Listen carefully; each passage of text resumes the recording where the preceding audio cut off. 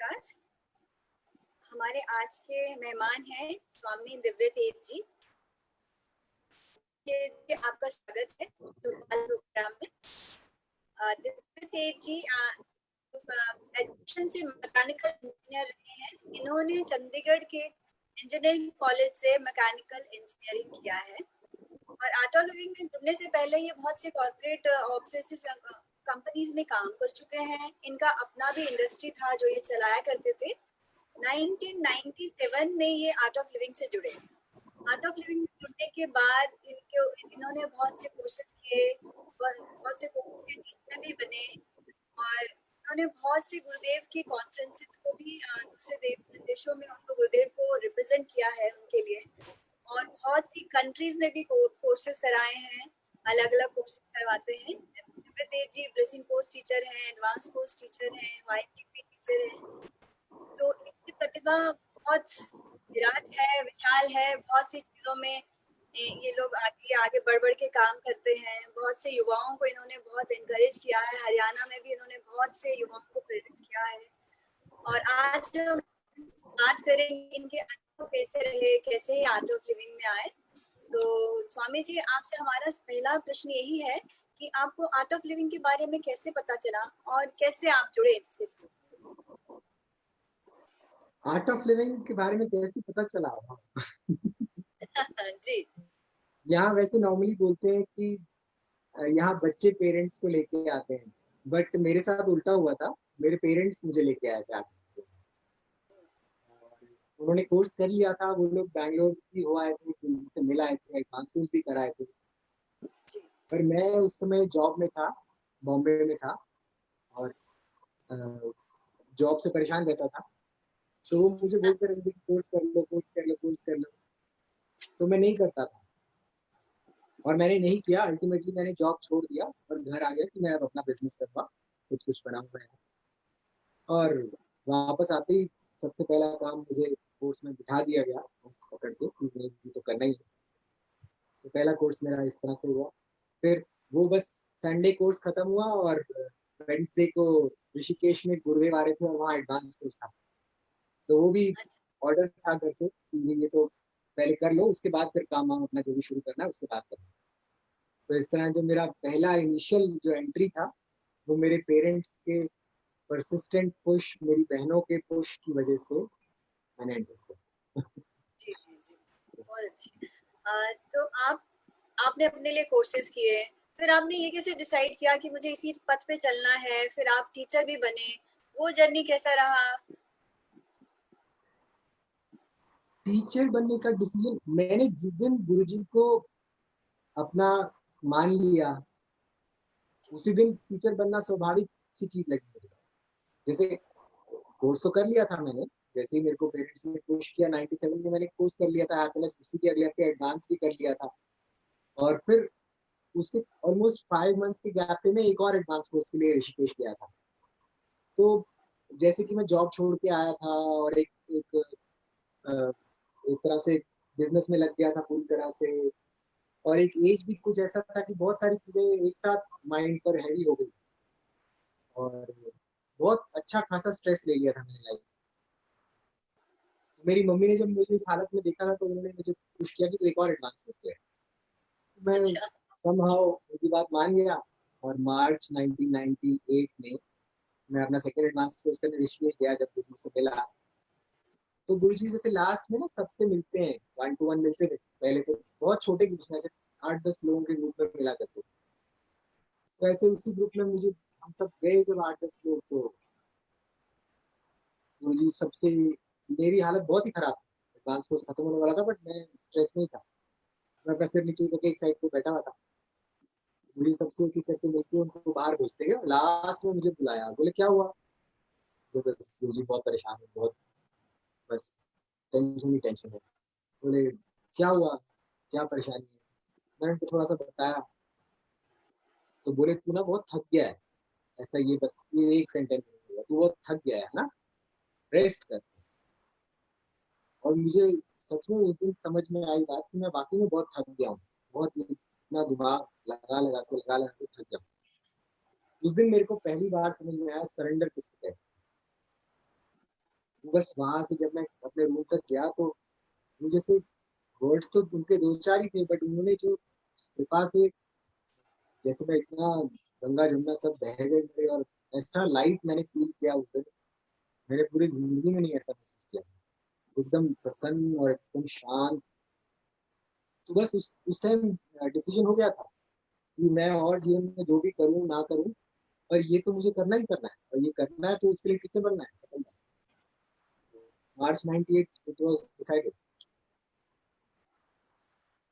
सुंदर, बस लोगों उसके को नहीं बाद तो। तो, उसके बाद उसी टाइम मैं जी। जाके तुरंत गुरुजी दोबारा मिलने चला गया, मैं कहा गुरुजी मुझे टीचर बनना है। बोले हाँ हाँ आ जाओ, मई में आ जाओ, बैंगलोर आ जाओ। और बस मैं उसी तीसरे महीने में उसके बाद पहुंच गया बैंगलोर। मैं टीपीसी कर, टीपीसी फेज 1 होता था बहुत वो कर। अच्छा, जी, बहुत ही सुंदर स्वामी जी। तो लोगों को तो मुश्किल होती है कि परिवार की तरफ से नहीं तो ऑपोजिशन होता है, तो आपको तो वो देखना ही पड़ा। आपके तो पेरेंट्स ने ही आपको भेजा, आपकी फैमिली ने ही बोला हाँ कि नहीं नहीं नहीं। बिल्कुल, शुरुआती तौर पर तो मतलब मुझे उधर से उल्टा एक पुश था कि तुम जाओ। जी जी। बट जब मेरा इन्वॉल्वमेंट कुछ ज्यादा ही बढ़ने लगा और मैं काफी ज्यादा इन्वॉल्व होने लगा, तो थोड़ा सा तो उनके मन में आया। बट वो लोग, अच्छा। मेरे मेरे माता पिता ने फिर भी हमेशा मुझे सपोर्ट ही किया। हालांकि वो खुद गुरु जी को मानते हैं बहुत अच्छे से, उन्होंने खुद भी, उन्होंने सारे कोर्सेज किए, सब कुछ किया। पर वो उनका जो पहले से जैसे आस्था रही, वो उसको उन्होंने बनाए रखा। जैसे मेरे पिताजी आर्य समाज से जुड़े, तो वो जुड़े रहे, वहां से हटे नहीं। मेरी मम्मी और कुछ मानती है, एक और पंथ को मानती है, तो वो वहां जुड़ी रही, वहां से हटी नहीं। पर उन्होंने पूरी अच्छे से स्वीकार कर लिया कि इसने जो रास्ता चुना है उसको ये जैसा चाहे करना चाहे करो। तो बहुत ऐसा ऐसा बहुत। कोई रेजिस्टेंस नहीं आया तो जी गलत स्वामी कर। जी। जी, तो स्वामी जी आपने अपना पहला वाईएलटीपी कहाँ लिया और कैसा आपका एक्सपीरियंस कैसा रहा पहला वाईएलटीपी ये जब आप। ये बहुत बहुत इंटरेस्टिंग है। मैं 98 में टीचर बन गया था हालांकि, पर जो फुल टाइम मैंने ट्रैवलिंग शुरू किया वो 2002 में था। और मेरा पहला जो ट्रैवलिंग डेस्टिनेशन था वो अरुणाचल प्रदेश था। तो अरुणाचल प्रदेश बहुत ही एक तरह से टफ एरिया है आज भी। और तब तो और भी वहाँ फैसिलिटीज की बहुत कमी थी। तो तब तक हमारा सिर्फ ईटानगर में एक बेस था, जो अरुणाचल की जो कैपिटल है ईटानगर। वहां पर आज तो हमारा अपना एक आश्रम है, दो स्कूल है। और तब वहां पर हमारा एक बस छोटा सा एक 4-5 कमरे का एक सेंटर हुआ करता था। वही एक बस हमारी वहां पर जो कैपेसिटी थी। और गुरु जी की वहाँ विजिट थी 2002 में। और उससे पहले गुरुदेव ने मुझे वहां भेजा था। तो 2-3 महीने तो मैं वहीं ईटानगर में ही रहा, और वहीं पर गुरु जी के आने की तैयारी करी। और जब गुरु जी आए तो जाने वक्त बोले कि भी अच्छा तुमको इंटीरियर में जाना, अरुणाचल के इंटीरियर से आना। और वो इंटीरियर मतलब वहाँ अलोंग दापोरिजो, वहाँ के जो डिस्ट्रिक्ट हेडक्वार्टर्स थे, वो यहाँ का जो हमारे जो गांव होते हैं ना उससे भी अंडर डेवलप्ड थे। मतलब यहाँ के गांव की भी पॉपुलेशन 20-20 हजार तक होती है। और वहां पर जिन डिस्ट्रिक्ट हेडक्वार्टर्स में हम गए, वहाँ की पॉपुलेशन से 1000, 1500 ऐसी ऐसी पॉपुलेशन वाली जगह थी। और हार्डली कुछ वहाँ था, खाने पीने की बहुत दिक्कत थी वहाँ। ज्यादातर जो स्टेपल डाइट है वो मीट है, और कोई रहने की व्यवस्था नहीं थी। कोई डिवोटीज तो बहुत दूर की बात, कोई जान पहचान का भी नहीं था। तो हम लोग आईबी वगैरह में ऐसे इंस्ट्रक्शन बंगलोर वगैरह में कुछ परमिशन दे के ऐसे रहते थे। तो ऐसी एक जगह आलोंग में हम लोग थे। और वहाँ हमें मिलिट्री ने थोड़ा सा हेल्प किया था एक आध कोर्स देने के लिए, के कोर्स के लिए। तो वहाँ उन्होंने फिर हमको एक आध हफ्ते के लिए अपने मेस में भी ठहराया। तो वहाँ के जो सीईओ थे, उन्होंने एक बार बात की हमसे कि ऐसे से हमारे जो बिल्कुल बॉर्डर पोस्ट के जो गांव हैं उसमें हमारे कुछ यूथ होते हैं, उनको हम किसी रास्ते पे लगाना चाहते हैं। और मेरे मन में तो बहुत पहले से था, हमेशा से था कि वाइल्ड टीपी जब से शुरू हुआ था 1999 में, तब से मेरे मन में था कि वाइल्ड टीपी ही एक रास्ता है अगर हमको कुछ करना है। तो मैंने तुरंत उनको प्रपोजल दिया कि ठीक है, आप लोगों को बुलाइए, हम लोग एक YLTP करते हैं उनके लिए। तो पहला YLTP अरुणाचल का हम लोग कर रहे थे, और देवज्योति भैया स्पेशली उसको लेने के लिए आ रहे थे। तब तो टीचर्स नहीं थे YLTP के, तो बहुत कम लोग थे, तो देवज्योति भैया तो one of the first ones थे। देवज्योति भैया YLTP का वो कोर्स लेने के लिए आने वाले थे। और अब वेन्यू का क्या किया हमने, एक SSB का एक खाली एरिया था जो उन्होंने कैंपस वेकेट कर दिया था। वहाँ टूटे फूटे घर थे और उनकी टूटी फूटी मेस थी, जो जो छोड़ चुके थे लोग, और बस ऐसे पड़े हुए थे। तो हमने उसमें अपने एक छोटे घर में अपने रहने का स्थान बनाया। जैसे देवज्योति भैया भी आने वाले थे, उनके लिए भी रहने की जगह बनाई। और एक टूटे फूटे जो उनका थोड़ा बड़ा वाला घर था, उसमें हॉल रेडी कर दिया और उसमें किचन बना दिया। तो ऐसे करके हमने वो पूरा सेटअप बिल्कुल वहीं पर ही लोकली कुछ कुछ चीजें मैनेज करती। वहाँ बहुत रिसोर्सेज की बहुत कमी थी, वो जैसे तैसे हमने वो रेडी कर दिया सेटअप। और वो आर्मी ने, वो लोग बेचारे डायरेक्टली तो ला नहीं पाए बच्चों को, तो उनको बोल के लाए तुमको ड्राइविंग सिखाएंगे, तुम्हारे को ड्राइवर्स बनाएंगे और हम फौज में लेंगे। झूठ बोल के उनको ले आए। तो ऐसे करके हमारे पास 25 यूथ थे करीब। फर्स्ट टाइम अरुणाचल में वो वहाँ आया। अब देव ज्योति भैया को बिल्कुल आइडिया नहीं था कि वो कहाँ जा रहे हैं। तो पहले तो वो फ्लाइट से तो पहुंच गए गुवाहाटी तक शायद, पर वहां से फिर ओवरनाइट बस डिब्रूगढ़ तक, वहां से फिर बोट से क्रॉस करना पड़ा उनको ब्रह्मपुत्रा को। और फिर वहां से आगे 8 घंटे का एक टूटी हुई सी गाड़ी में पूरा ट्रैवल करके उनको आलांग पहुंचना था, जहाँ हम लोग उनकी वेट कर रहे थे। तो ये हमारा पहला एक्सपीरियंस था वहाँ, ऐसी जगह में हमने YLTP किया। पर उन बच्चों में जो ट्रांसफॉर्मेशन आया फिर उसके बाद, वो जो CEO जिन्होंने वो ऑर्गेनाइज किया था, वो भी इतने खुश हुए लास्ट में जब ये लोग भजन गा रहे थे और अ, इतना सत्संग कर रहे थे। तो इनका कॉन्फिडेंस देख के इनको भी लगा कि ये सच में बहुत बहुत, थोड़ा रुक जाते हैं, बहुत श्योर है। तो तो उनका तो YLTP हुआ और हमारा DSN हुआ अच्छे से। और इसलिए अभी तो वो बिल्कुल फर्स्ट YLTP था मेरा, जिसमें भी मैंने मतलब ऑर्गेनाइज किया। तो भैया एक और, आप तो देखिए आप कॉर्पोरेट में भी कोर्सेज लेते हैं, आप स्लम्स में भी कोर्सेज लेते हैं, आप ट्राइबल में भी कोर्सेज लेते हैं, आप नॉर्मली भी कोर्सेज लेते हैं। तो आप इन सारे कोर्सेज में, क्योंकि सबका माइंडसेट अलग रहता है, कॉर्पोरेट लोगों का माइंडसेट अलग होता है, आपको ट्राइबल या विलेजेस में लोग बहुत सीधे साधे भोले वाले होते हैं, और स्लम्स में थोड़ा क्रिटिकल भी लोग मिलते हैं। तो ये सब में आपको कैसे सामंजस्य बैठता है, आपके क्या एक्सपीरियंसेस रहे अलग अलग लोगों के साथ काम करते हुए? मैंने कभी भी ना बहुत ज्यादा उसमें फर्क नहीं किया, अपने आप में फर्क नहीं किया। ज्यादा से ज्यादा बस ये कि लैंग्वेज जो हम यूज कर रहे हैं थोड़ा सा उस पर वो थोड़ा चेंज करनी पड़ती है। बट अगर मैं नेचुरल रहता हूँ, अगर मैं जो हूँ उसमें कुछ दिखावा करने की कोशिश नहीं करता, अगर कुछ बनावटी होने की कोशिश नहीं करता, भाई मेरे पास अगर स्लम के और ट्राइब्स के लोग हैं तो मैं उनको दिखावा करने की कोशिश करूँ कि भाई मैं तुमको कुछ मतलब उनके जैसा हूँ या समथिंग, या अगर कॉर्पोरेट के लोग हैं तो मैं कुछ और दिखावा करने ऐसा कुछ अगर मैं ट्राई नहीं करता, तो मुझे लगता नहीं कि बहुत बड़ा डिफरेंस होता है। क्योंकि एनीवेज हम लोग जो करवा रहे हैं वो वो चल तो वैसे भी ग्रेस से रहा है। हाँ, हम इसको एकदम फर्स्ट डे नहीं बोल सकते सबको, एंड पे तो सबको ये पता लग ही जाता है। पर वही बात है कि मैं अपने मन में इतना ज्यादा कभी आने नहीं देता हूँ कि मैं किसको करा रहा हूँ। बस एक अच्छे भाव से उस तक मेरी वो बात पहुंचे, गुरुदेव का मैसेज पहुंचे, ये लेकर के ही मैं आमतौर पे बैठता हूँ। अब जैसे अब जैसे अलग अलग कंट्रीज में जाते हैं, अब मुस्लिम कंट्रीज में भी कोर्सेज लिए, क्रिश्चियन लोगों के साथ भी कोर्सेज लिए। तो हमें गुरुजी ने ट्रेनिंग इतना सुंदर दिया है, इतना बढ़िया उन्होंने इतने अच्छे तरीके से हमें सिखाया है आज तक कि मुझे कभी ऐसा मतलब मुझे कुछ एक्स्ट्रा करना नहीं होता। ये बस इतना मैं याद रखता हूँ।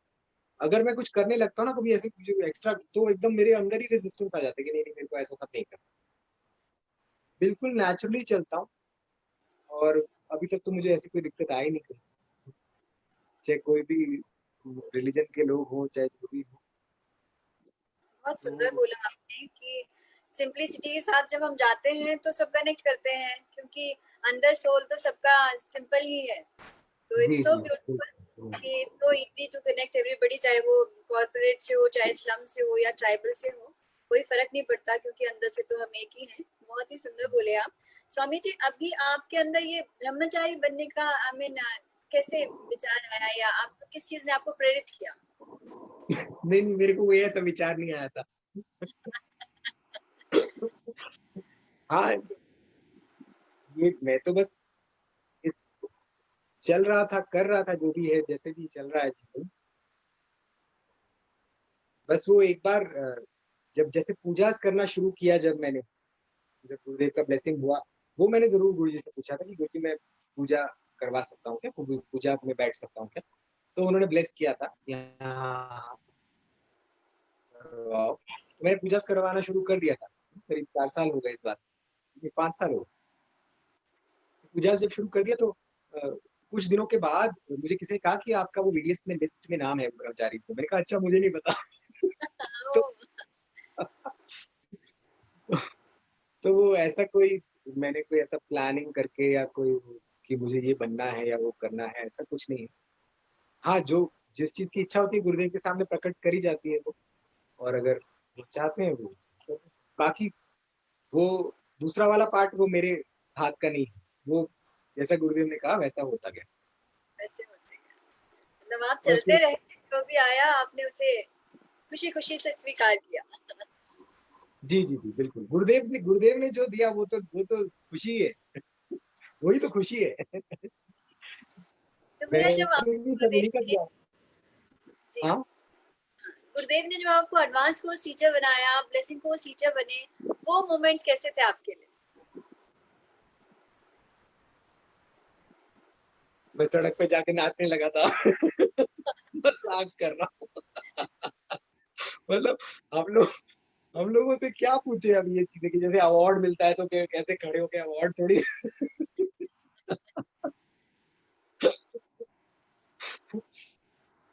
वो मोमेंट्स भी अच्छे थे कि जैसे गुरुदेव ने जब एडवांस कोर्स टीचर का जब मुझे मैसेज मिला, मुझे बहुत अच्छा लगा कि हाँ मेरे को एडवांस कोर्स सिखाने। और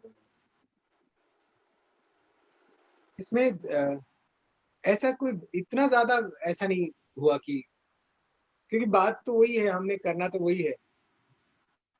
एक ये कई बार गलतफहमी ये होती है कि एडवांस कोर्स टीचर बन जाओगे तो आपके कोर्सेज आसानी से होने लगेंगे। ऐसा कुछ नहीं है।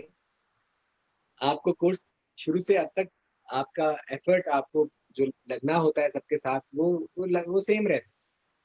कोई आपके advance course teacher, blessing course teacher बन जाने से ऐसा नहीं कि आपके ज्यादा कोर्सेज होने लगेंगे। फिर भी आप ही को जाके वॉलंटियर्स के साथ, सबके साथ, टीचर्स के साथ मिलकर के काम करना ही हो। तो अच्छा, ये बस एक ये लर्निंग है। भैया आपने कुछ कॉन्फ्रेंसेस में गुरुदेव को भी रिप्रेजेंट किया है, वो किस जी बारे जी। में आपसे साझा वो करेंगे? अभी अभी पिछले साल ही अभी यहाँ एक बाकू में कुछ कॉन्फ्रेंसेस थी। एक तो मल्टीकल्चरलिज्म पे थी, और एक रिलीजियस कॉन्फ्रेंस थी। तो ये भी बहुत बढ़िया एक मजेदार किस्सा है। मतलब गुरुदेव का तो अगर मैं देखूं तो वो अ, उनका कितना सुंदर तरीका है किसी भी चीज को करवाने का या बोलने का। मतलब मैं याद करूं, अगर मैं बिल्कुल जब आर्ट ऑफ लिविंग में था भी नहीं, जस्ट जस्ट गुरु जी को जब मैं वो मार्च में मिल के आया था 2000, लाइक 1998 में, फर्स्ट टाइम जब गुरु जी के साथ को यस करके आया था कि हाँ मुझे टीचर बनना है। उसके तुरंत बाद वो शिमला आए। और शिमला आए तो हम लोग पीछे पीछे पहुंच गए। और सुबह एक दिन एक रात रुके, अगले दिन सुबह मुझे वापस निकलना था और गुरु जी को वहीं से आगे पहले कुफरी जाना था पिकनिक के लिए। तो मैं जब उनको बाय करने गया तो बोले, अरे तू नहीं चल रहा है पिकनिक के लिए? तो मैंने कहा नहीं, मुझे थोड़ा काम है। अच्छा, तो तू चल नहीं सकता क्या? थोड़ा सा काम कुछ हो नहीं सकता उधर का? ऐसे करके, ऐसे नहीं बोला कि तू चल, इतने प्यार से ऐसे पूछे। तो इतना ऐसे पूछेंगे तो कैसे मना हो सकता है ना कि नहीं नहीं गुरुजी हाँ चलता हूँ। तो उनके साथ हम पिकनिक के लिए गए और उन्होंने बहुत मजा कराया हमको वापसी पे, वो अलग किस्सा है। फिर वो देखो 1998, बिल्कुल अभी मैं जस्ट एंटर कर रहा हूँ आर्ट ऑफ लिविंग में, तब गुरुदेव ने इस तरह से बात की। अभी जब कॉन्फ्रेंस के लिए जाना था पिछले साल, तो ऋषिकेश में गुरुदेव आए और बहुत ऋषिकेश में बहुत हेक्टिक शेड्यूल था, काफी जगह भाग भाग के काफी लोगों को मिल उनके, शाम को जब रात को वापस आए तो मैं वही रूम में था। तो आके बोलते हैं अच्छा एक कॉन्फ्रेंस है उधर बाकू में, तो वहाँ तू मुझे रिप्रेजेंट कर सकता है क्या? मतलब ये नहीं बोला तू जाके मुझे वहां रिप्रेजेंट कर। उनका जो ऐसे कहने का जो ढंग है, हमारे गुरु हैं हमारे मालिक हैं वो, पर इतनी प्यार से वो ऐसे बोलते हैं कि कर सकता है क्या? तो उनको कौन मना कर सकता है कि मतलब क्या बात कर रहे हो गुरुजी, मेरे को इतना बड़ा ऑनर दे रहे हो और वो भी आप ऐसे पूछ करके और इतने। तो ऐसे करके उन्होंने मुझे वहां जाने को बोला। और वहां मतलब गुरुजी का इतना रिस्पेक्ट है ऑल ओवर द वर्ल्ड कि मैं बताऊं आपको, इस बार जो कॉन्फ्रेंस थी, जो इस बार सेकंड कॉन्फ्रेंस में मैं गया बापू में, मैं गुरुदेव का रिप्रेजेंटेटिव था और इतने सारे लोग ऐसे आए हुए थे जो कि खुद आए हुए, बट हमारी स्पीच सबसे पहले जो प्लेनरी सेशन होता है उस कॉन्फ्रेंस का, उसमें जिसमें कि बाकू के प्रेसिडेंट ने भी बात की थी और वहाँ के जो रिलीजियस हेड हैं बाकू के, जो अजरबैजान का प्रेसिडेंट उसी स्पीच में उसी सेशन में बोला। वहाँ का जो रिलीजियस हेड वो भी उसी सेशन में बोले। और उसी सेशन में हमारा भी लास्ट में जो हमारा टॉक था, so just it was the last one, so that the ending हमारा स्पीच था। तो गुरु जी का इतना वहाँ दुनिया भर में नाम है कि एक गुरु जी के रिप्रेजेंटेटिव को भी इतना इम्पोर्टेंस दिया जाए। तो बहुत मतलब बहुत कुछ सीखा भी, और ग्रैटिट्यूड और ज्यादा बढ़ जाता है इस जगह पे। सो नाइस भैया। आपकी के आए और मल्टी कल्चर के साथ ही आप कोर्सेज भी करते हैं, तो आप जब अलग अलग कल्चर्स के साथ लोग जुड़ते हैं, उनसे बातचीत करते हैं, कोर्सेज करते हैं, तो आप उन चीज आपको क्या लगता है कि कल्चर सब किस तरह से जुड़े हैं या कैसे उन चीजों को देखते हैं आप? मतलब मैंने ये देखा कि जो लोग हैं ना, जो जो पीपल एट लार्ज हैं, वो सब एक जैसे हैं। उनको कोई फर्क नहीं पड़ता आप होम बोलो या ना बोलो। उनको कोई मेरा अगर अलग रिलीजन के कोई है, एक पीपल एट लार्ज उनके मन में ऐसा कुछ नहीं आता है। वो they take it as a specially Azerbaijan में और ऑस्ट्रेलिया में, जिन जगहों पे जहाँ मैंने कोशिश की, लोग एक ओपन माइंड से आते हैं बहुत ज्यादा। ये कुछ ही लोगों का किया धरा है, जो जो हमें लगता है ना कि अरे वो अलग लोग हैं, उनका कल्चर अलग है। देखो यहाँ पर हम लोग कई बार देखे ना, माताएं जब खाना परोसने लगती है तो वो कहते हैं कि 3 बार नहीं करना, या 4 करो या 2 करो, 3 बार नहीं डालते हैं कुछ ऐसा। अब जी वहां जी। पर वो 3 बार ही डालना उनको, उसको वो अच्छा मानते हैं। पर जो पीछे माँ खड़ी है, उसका भाव तो सेम है ना।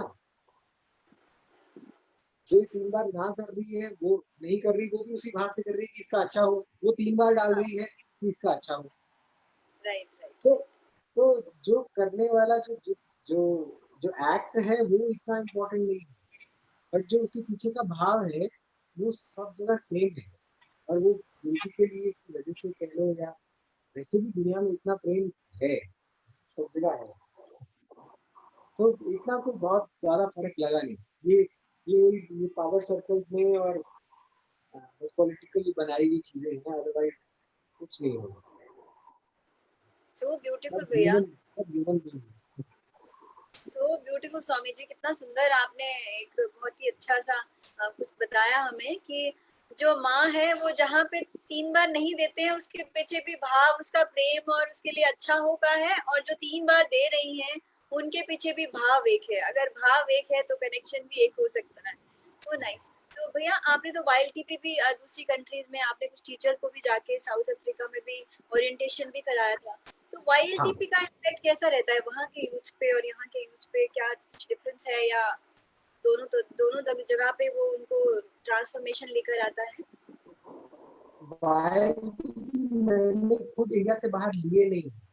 आज तक मैंने डायरेक्ट कभी वाईएलटीपी जाकर के लिया नहीं इंडिया से बाहर। बट हाँ, जिन लोगों के साथ जिन लोगों को हमने ऑपरेट किया था और उनको भेजा था तो वाईटीपी पर मैंने अगले कुछ साल काम हुआ था। साउथ अफ्रीका में मैंने ओरिएंटेशन लिए थे, 2 ओरिएंटेशन लिए और उसके बाद वो टीचर्स ने जाके फिर कोर्सेज भी लिए और काम भी किया था उनके साथ जाके। तो डेफिनेटली प्रॉब्लम सबकी अलग-अलग है और उसको हैंडल करने के सॉल्यूशन भी अलग-अलग है।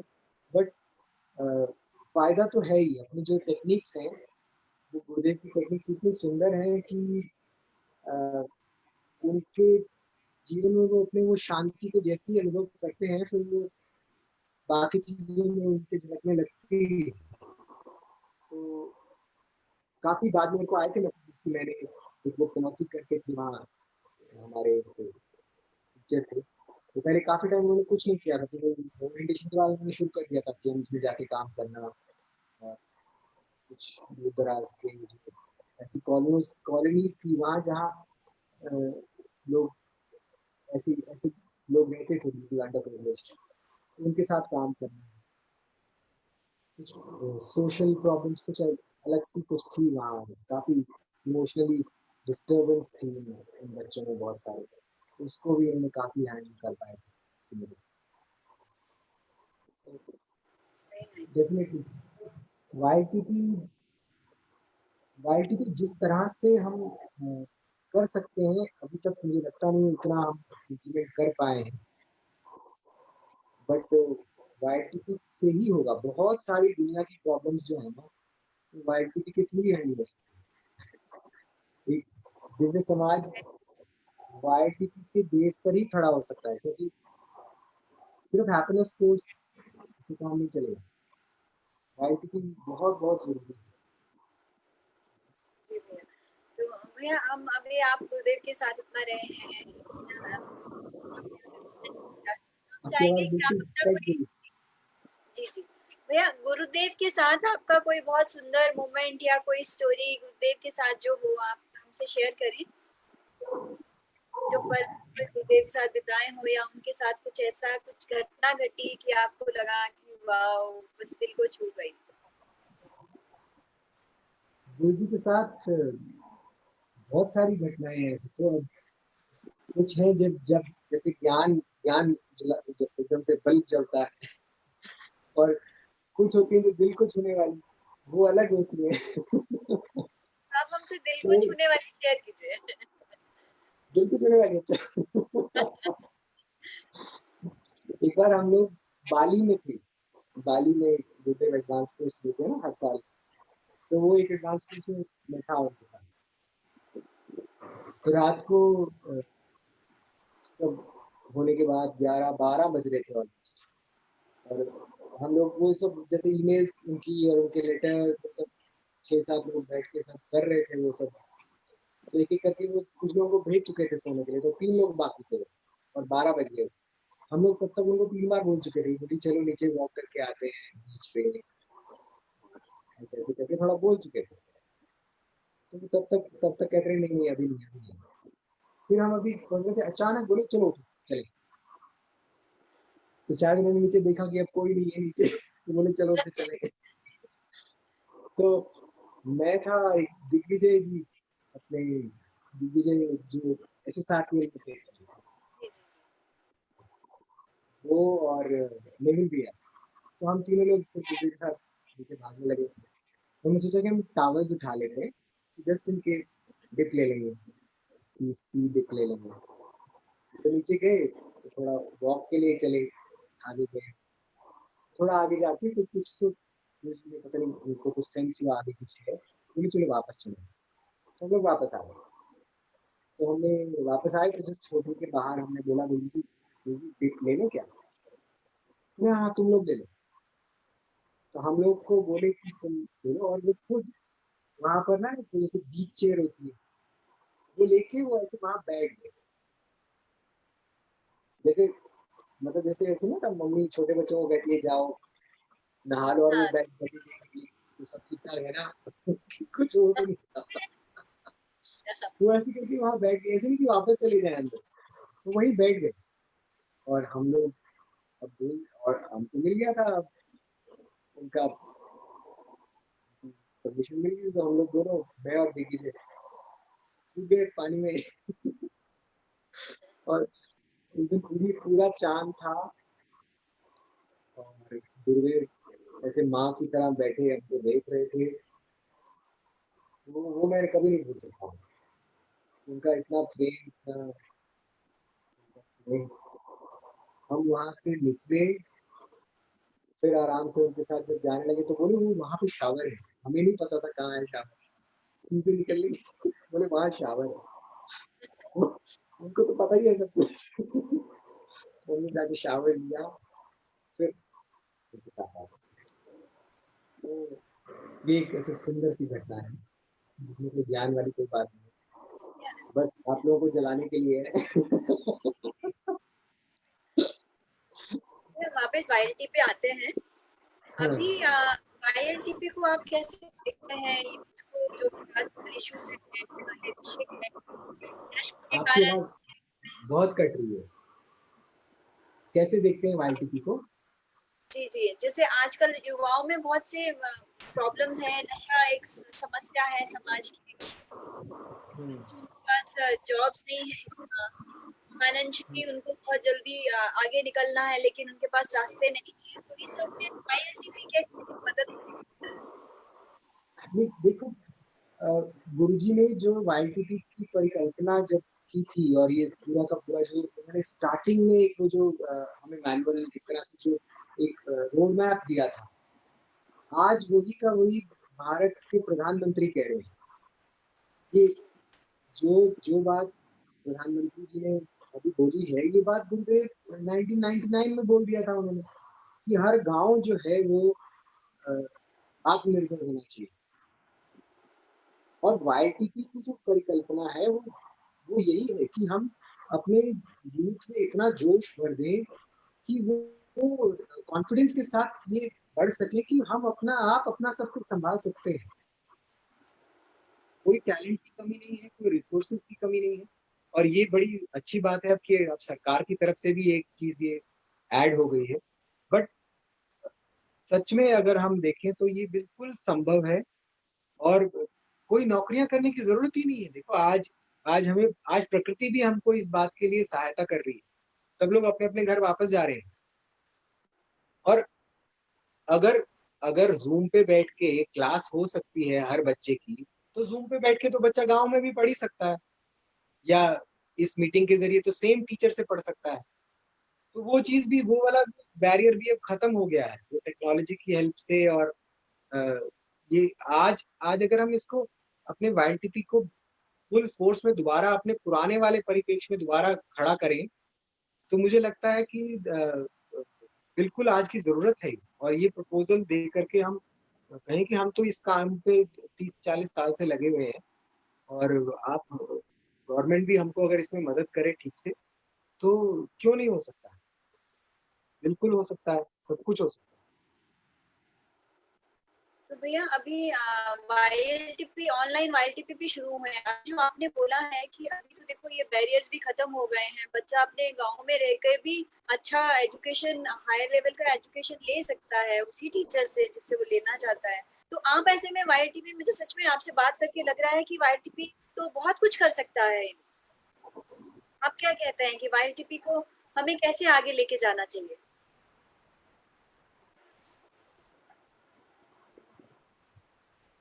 वाईटीपी को हमें हमें अपना वो जो जो सबसे पहली हैंडबुक ऑफ वाईटीपी है ना, बिल्कुल बिल्कुल वही का वही खाका बना देना चाहिए।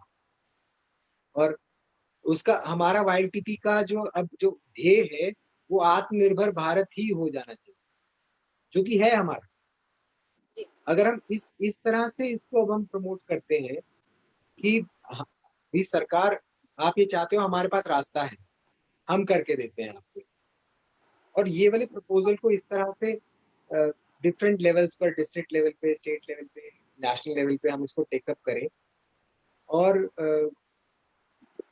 इसके साथ अब हम वो मतलब आत्मनिर्भरता पर ही पूरा फोकस डालते हुए उसके लिए हम इन लोगों को तैयार करें, और उसके साथ जो स्किल्स का वो जो स्किल्स को साथ जोड़ते हुए डेफिनेटली हम कर सकते हैं, अच्छा काम कर सकते हैं। जी। भैया आपने तो बहुत से टीचर्स भी बनाए हैं, आप मतलब जिनको आपने मेंटर किया है, वॉलंटियर्स भी बहुत से आपसे जुड़े हैं, तो आपके मन में क्या रहता है जब उन्हें एज अ मेंटर उनको कैसे गाइड करते हैं?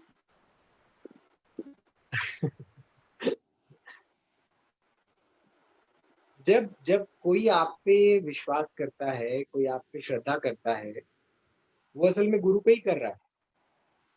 वो गुरु पे श्रद्धा करके आपको उसका माध्यम मानते हुए आपके साथ आता है।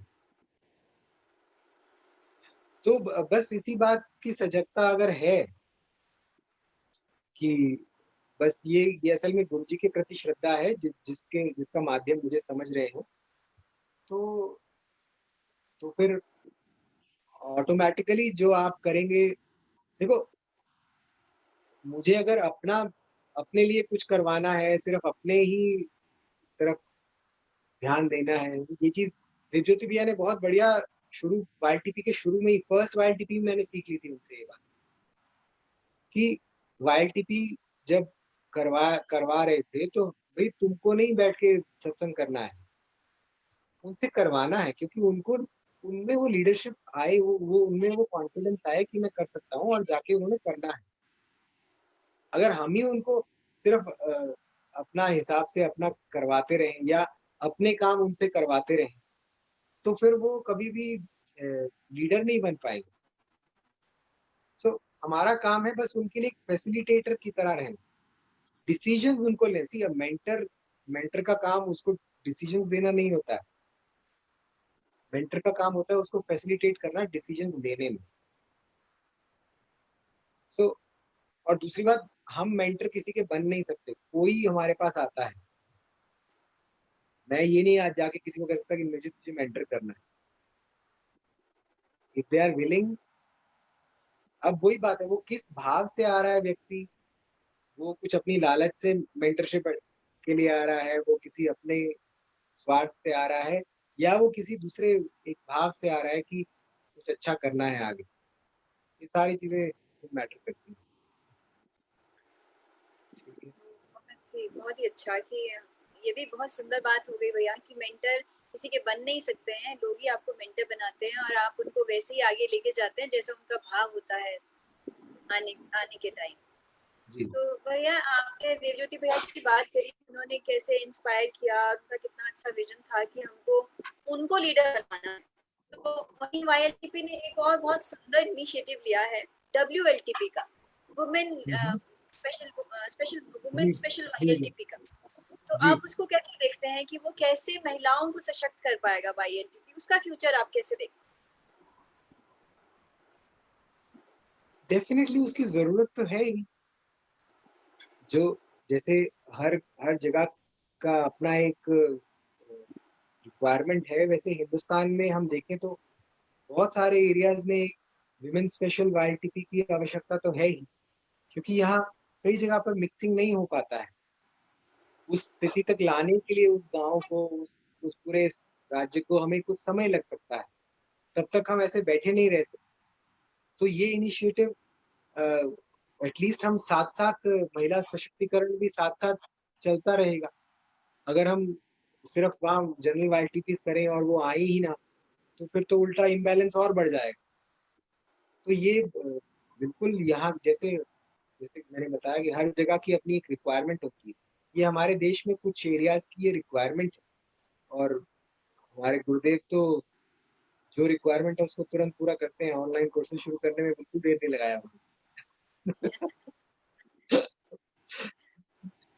आपकी एक और बात मुझे बहुत अच्छी लगी जो आपने बोला, एक्चुअली कुछ लोगों को लग रहा था कि वुमेन वाईएलटीपी हुआ या कुछ महिलाओं के मन में ये बात आई थी, एक दो ने मुझसे शेयर किया था कि आज के जमाने में तो सब इक्वल है, तो हम ये अलग क्यों कर रहे हैं? बट आपने कितना अच्छा बोला कि कुछ जगहों पे ऐसा है कि जहाँ पे अभी वो दर्जा नहीं मिला है, तो हम इंतजार नहीं कर सकते हैं कि वो चीजें समान हो तब हम उनको वाइल्डटीपी में लाएं। तो इसलिए अगर जी वहाँ रिक्वायरमेंट जो महिलाएं नहीं आ सकती हैं, तो ये वहां तक जाने के लिए एक बहुत सुंदर माध्यम होगा WLTP, और महिलाओं को उभारने में, उनके अंदर के गुणों को बेहतर तरीके से बाहर लेकर आने में मदद करेगा। सो नाइस, एक नया आपने दृष्टिकोण दिया है इसको देख। वाईटीपी वाईटीपी का जो फायदा है वो तो है ही। सो एटलीस्ट वो साथ साथ वो भी डेवलप हो जाए, हमारी महिलाएं भी सब साथ साथ। जी भैया। तो भैया कोई ऐसा आपके पास आप शेयर करना चाहेंगे अपना एक्सपीरियंस, जब आपने किसी को मेंटर किया हो या वाईटीपी करवा रहे हो, तो उसमें जो एक खान आपने बहुत डिफरेंस देखा हो पहले और बाद में, ऐसा कोई किस्सा शेयर करेंगे? ऐसे ऐसे तो हैं, काफी सारे एग्जाम्पल हैं। एक एक बच्चा आया था हमारे पास, सतीश करके, हरियाणा के एक वाईटीपी में। तो वो बस एक सिंपल एक ग्रेजुएशन के तब फाइनल ईयर में था जब वो आया वाईटीपी करने। और जैसे ही उसका वाईटीपी करके उसमें बहुत चेंज आया, वो बहुत कॉन्फिडेंस बढ़ गया उसका। तो जैसे ही उसका ग्रेजुएशन खत्म हुआ, उसने सीधा मुझे बोला कि भैया मुझे सेवा के लिए आश्रम जाना है। तो आपको याद होगा, आश्रम में सतीश करके एक बच्चा ट्रैवल डेस्क पे आया। अभी तो नहीं है वो, भी अभी जस्ट आई थिंक 2-3 साल पहले ही वहां से मूव किया है। बट वो बच्चा वहां पर आया और वो वहां जम के रहा, इतना अच्छे से उसने सेवा किया। और आज उसकी जॉब है वहीं बैंगलोर में, अपना ट्रैवल में ही आज उसकी जॉब है। और इतना अच्छा वो कमाता है, वो पूरे अपने गांव के लिए यहाँ पर एक वो मिसाल बना हुआ है इस वक्त। हालांकि वो गांव में पहले इतना इज्जत नहीं था उनका, उसके उस परिवार का। पर अभी उस बच्चे की वजह से पूरा गांव उसको मानता है, उस पूरे परिवार। और ऐसे और भी हैं, जैसे अभी अपने जो वाईटीपी के कुलदीप हैं, हरियाणा के। जी जी। उन्होंने जब वाईटीपी किया था तो उसके बाद उनको बहुत अच्छा लगा था उस टाइम। तो उन्होंने काफी लोगों को कराया था, कोर्सेज वगैरह में भी लाते थे। बट उसी टाइम वो ना बाहर चले गए, इटली चले गए। कुलदीप उस टाइम इटली, वहाँ उनको कुछ जॉब लगा, वहाँ चले गए। और वहां पर जाके उनको कुछ तो प्रॉब्लम हो गया, कुछ उनके पेपर्स में कुछ दिक्कत आया, कुछ तो दिक्कत आया। बट वहां से वो मेरी टच में रहे, वहां से जाके भी कुलदीप मुझसे बात करता रहा। और वो आज भी यही मानता है कि आर्ट ऑफ लिविंग की वजह से ही, गुरुदेव की वजह से ही मेरे इतने डिफिकल्ट टाइम में को भी मैं निकल सका। और वो वापस आ गया, और फिर वापस आके यहाँ फिर से अब आज तो आप जानते हैं वाईटीपी स्टेट कोऑर्डिनेटर हम अपने हरियाणा के। सो ये सब लोग ऐसे लोग हैं जिन्होंने बहुत टफ टाइम देखा है, और वाईटीपी की वजह से ही आज खड़े हैं। तो वाइल्डटीपी अच्छी स्ट्रेंथ, इतनी स्ट्रेंथ देता है इंसान को कि कैसी भी एडवर्स परिस्थिति आए तो उसमें हम संभाल सकते हैं। तो बिल्कुल। भैया अभी अभी की सिचुएशन, जैसे अभी सब कुछ बंद है, तो आप कैसे देखते हैं वाइल्डटीपी कैसे लोगों को मदद कर सकेगा? अभी तो खुल ही गया। अभी भैया फिर भी कोर्सेज तो नहीं हो पाएंगे ना, गैदरिंग तो अभी अलाउड नहीं है। हाँ, गैदरिंग तो अभी नहीं हो पाएगी। बट हाँ, अब अगर लोगों को तक पहुंचने का रास्ता बदल गया तो फिर इसी तरह से फिर ट्रेनिंग भी हो ही सकती है, उसमें क्या है। सेम ट्रेनिंग हम लोग को बस वो एक बार करने की बात है। गुरु जी ने हाँ कर दिया है, मतलब अपने आप होगा। अगर गुरु जी ने ब्लेस कर दिया कि ऐसे होगा तो वो होगा ही, डेफिनेटली होगा। हम लोग और कोर्सेज में भी देख ही रहे हैं इसका कि वही का वही असर आ रहा है। सर्टनली वाईटीपी में भी वही का वही असर आएगा ही आएगा, ऑनलाइन कोर्सेज में। लगना चाहिए, उसको जोर शोर से लगना चाहिए। तो भैया आपने तो हिमाचल में भी और हरियाणा में भी काफी सारे चैप्टर किए हैं ना, जी जी। तो आप कैसे, आई मीन, कैसे आपको लगता है कि यहाँ पे जरूरत है, यहाँ पे नहीं, आप कैसे डिसाइड, या फिर जहाँ जाते हैं वहां पे शुरू करते हैं? आप सोच के जाते हैं नहीं यहाँ चैप्टर शुरू करना है, या फिर चैप्टर शुरू करते हैं और फिर? नहीं, देखो, जब जब तक खाली होती है ना जगह, हाँ, हाँ, तब तक तो बस जाओ और करो, कहीं भी जाओ और करो बस। तो मतलब मेरे जो शुरुआत में जैसे अरुणाचल में भी ऐसे ही था, जहाँ गया बिल्कुल खाली था, तो जैसे भी करना है करो। इसी तरह जब हरियाणा आया तब काफी ज्यादा जगह खाली थी बिल्कुल, वहाँ कोई टीचर्स नहीं थे। तो फिर चूज क्या करना है, जहाँ पहुंच गए वहां शुरू, जहाँ जहाँ रहने को जगह मिल गई, जहाँ खाने को खाना मिल गया, काम शुरू। सिंपल इज तो दैट।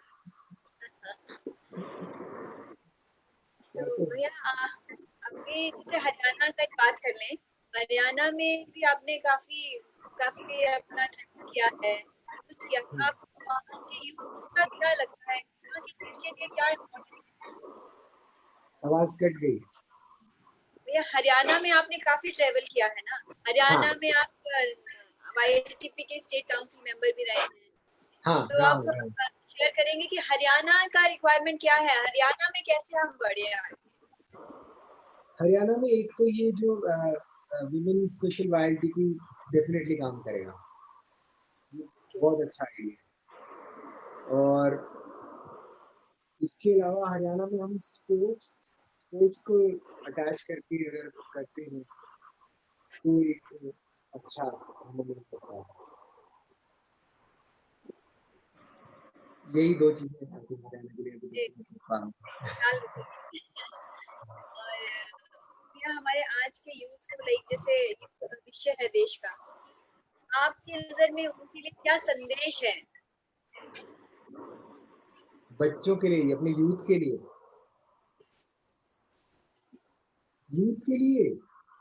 अपना गुजरे संदेश तो दे ही रखे हैं सारे। अपना एंथुसियाज्म को कम मत होने दो, अपने शरारते करते रहो, और कुछ कुछ नया नया करो, कुछ क्रिएटिव करते रहो, यही सिर्फ नाइस ये भैया। मत देखो इससे मुझे मिलेगा क्या, कुछ ना कुछ नया, कुछ ना कुछ क्रिएटिव ट्राई करते रहे।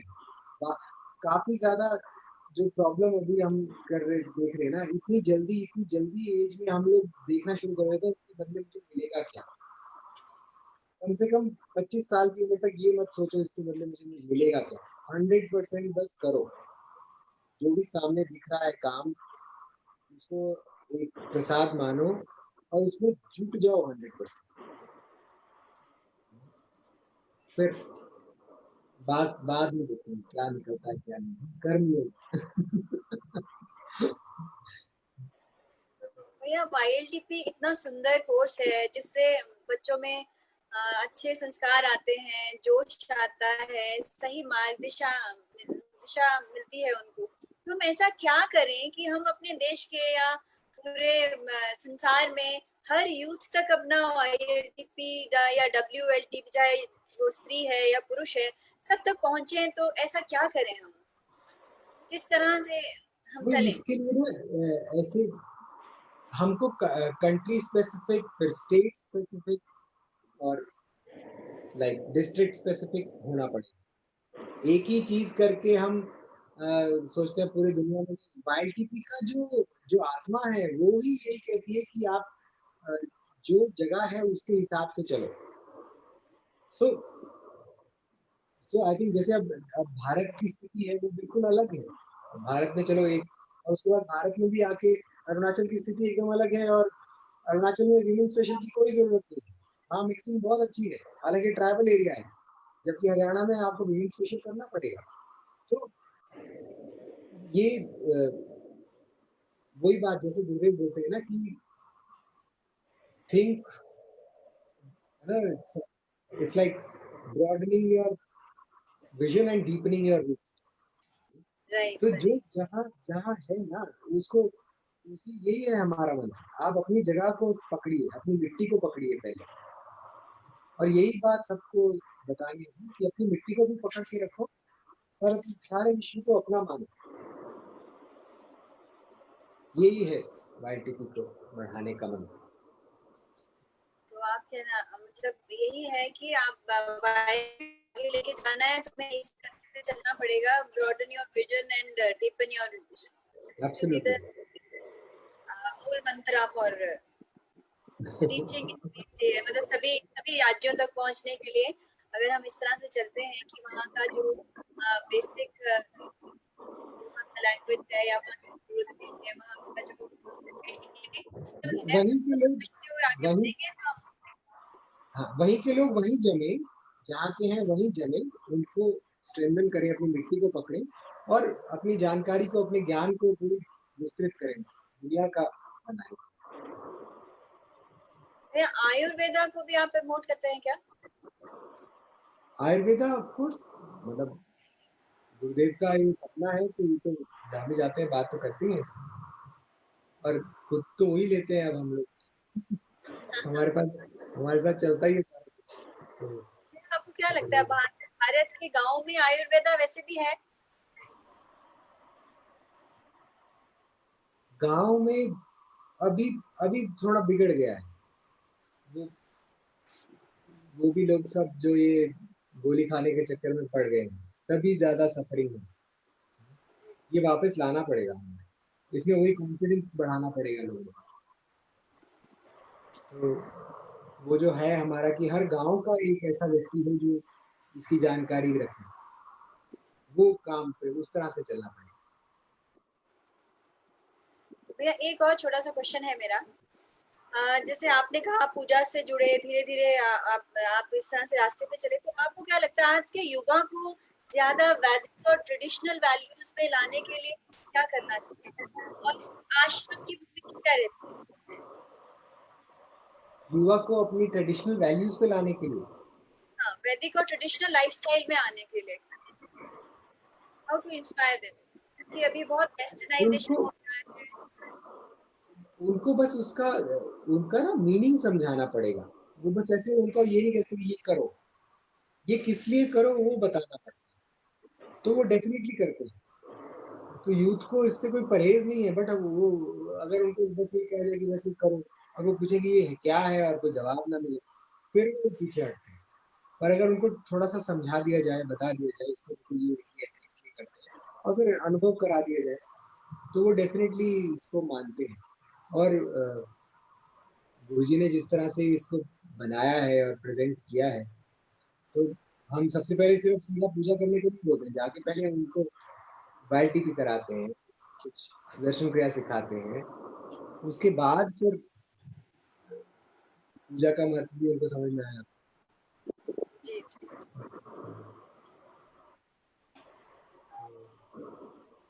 काफी है आज के लिए, बहुत हो गया नहीं? हाँ हाँ, नहीं एक छोटा सा क्वेश्चन है। आपने जैसे बताया ना कि एक युवाचार्य थे, वो आश्रम आके रहे, तो उसके बाद अभी वो बहुत अच्छा जॉब करते हैं, तो आपको क्या लगता हाँ, है कि जो युवाचार्य जो युवाचार्य बनते हैं या वाईटीपी करते हैं, आश्रम में आना या उसमें सेवा करना या इस तरह से आश्रम से जुड़ना कैसे उनके अंदर बदलाव या उनके अंदर बेहतर बना पाता है?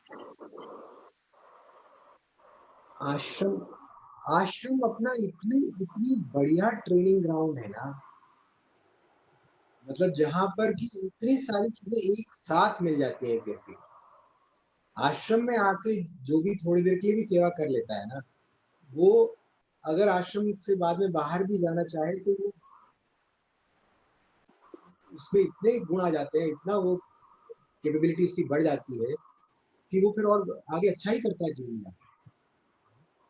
तो मतलब आश्रम में जो लोग आना चाहते हैं और कुछ करना चाहते हैं, मैंने जैसे कहा ना, सबसे पहली चीज है कि इसके बदले मुझे क्या मिलेगा, ये दिमाग में रख के आएंगे तो कुछ नहीं मिलेगा। मैं जाना है वहां, बस बस 100% डाल के मेरे को अपना जो मैं कर सकता हूँ मैं कर दूँ। ये जिस जो बच्चे की मैंने बात की सतीश की, वो उसने उसने कम से कम 4 साल इस तरह से लगाए, उसके बाद वो चीज बनती है। आपको एक बार अपने आप को 100% देना पड़ता है किसी भी चीज में। और आश्रम से अच्छी ऐसी कोई जगह नहीं मिलती जहाँ अगर आप अपना 100% देंगे तो लोक भी सुधरता है, परलोक भी सुधरता है। दो जी जी। थैंक यू स्वामी जी, आपने बहुत सुंदर बातें हमें बताई, बहुत कुछ जाना हमने और नई तरीके से जाना। थैंक यू धन्यवाद। Rekha ji, thank you. हाँ, मुझे बुलाने के लिए आप लोगों का बहुत बहुत धन्यवाद। जय गुरुदेव। कल के हमारे मेहमान होंगे राम संजीवन दुबे जी, YLTP के। तो कल उनसे हम उनके जीवन यात्रा के बारे में बात करेंगे। धन्यवाद सभी का। शुभ रात्रि। जय गुरुदेव। जय गुरुदेव।